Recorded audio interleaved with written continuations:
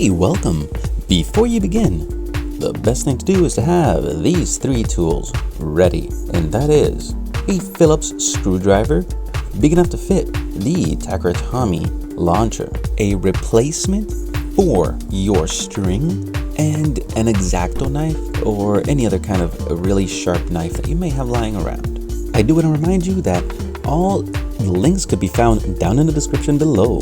What I'm originally using for a replacement for the string is a kite line or a kite string, and that is what the link is for down there, as well for an X-Acto knife. If you don't have one lying around, they're very good and very sharp, so be very careful when handling this. And the reason you'll need a very sharp knife is if you actually want to do the anime launcher modification that I've already done on many other videos and on many other launchers, including a Hasbro launcher. And here are the steps on how to do that. You basically have to cut the housing of the spring that actually retracts or makes the string retract back. And so to do that, I have marked this spot and will have to cut it. I have done it in other videos, so if you want to see how I did that, you can check it on the information tab at the top right corner. But it's a very simple and very efficient way to upgrade your launcher. You actually don't have to have it that long.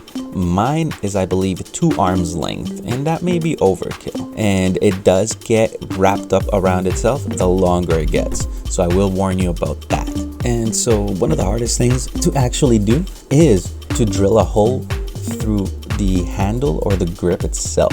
So that's another thing that you actually should have. It's a drill and a small bit to kind of drill out that hole where the original string was being held from.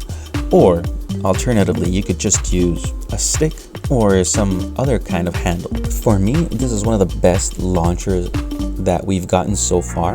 I do see that there's a new launcher coming for the new Beyblade Burst 6 season, and let's hope that we can actually modify that launcher. Let me know what you think about it, and of course don't forget to test your launcher once you've done the modification before you put a bay on it, and that will ensure that it works perfectly fine.